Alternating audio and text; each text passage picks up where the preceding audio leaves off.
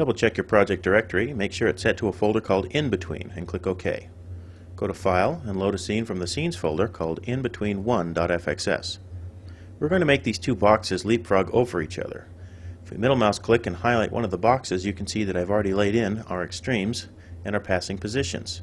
The extremes constitute the actual change, and the holds and the passing positions in between make the jump happen. All we're going to do with the in-betweens is spruce up this animation so it doesn't look very mechanical. Press play, you can see it operating like a piston engine. I'm going to add a bit more life to this and make the boxes seem like characters instead of objects in motion. Let's check the settings here. See, I've highlighted our fit to graph. Our channels are set to all, so click into the Animate tab. We're going to do straight ahead runs between the extremes and the passing positions, so we only have to pay attention to the first 6 frames.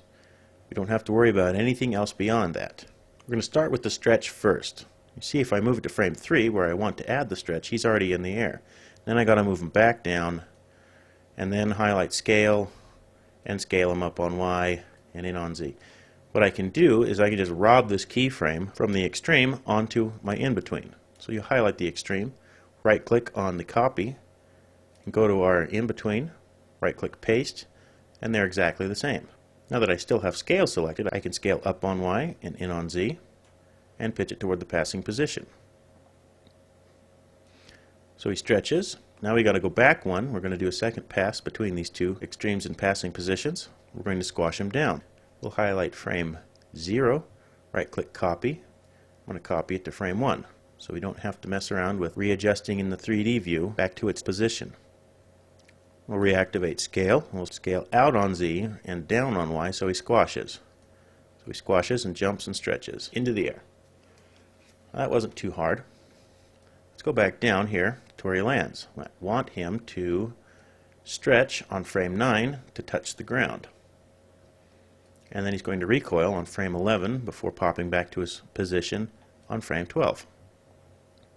Going to do the same thing we did on the first frame.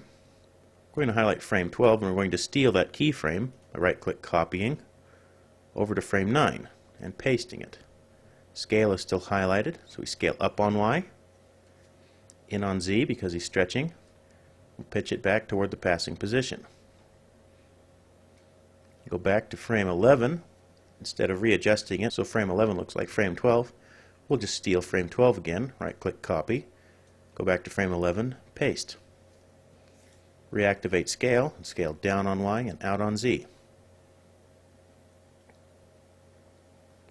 So now I have a complete cycle here of a squash and stretch, and we only paid attention between the passing position and the extreme.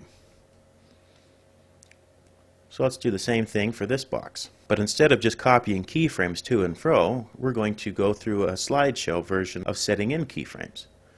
Click into the Edit tab, go to the Keyframe Editing tab, and activate Scene Keys Flat. So he keeps his first position until he hits his jump, which makes it a bit easier for us. So we'll go to frame 15, click back into Animate, activate Scale, we'll scale him up on Y, in on Z, and we'll pitch it toward the passing position. When we go back, you can see that he still stays on frame 12 because frame 12 holds over. Now we can just advance to frame 13, reactivate scale, scale down on Y and out on Z. So he has his jump into the air. Now that happened a lot faster. We can go back and now we can do our copy keyframes back. So highlight frame 24, right click copy. We'll copy that to frame 21, paste, so it's exactly the same. Now scale is still active, so we'll scale up on Y, in on Z, we'll pitch it back toward the passing position.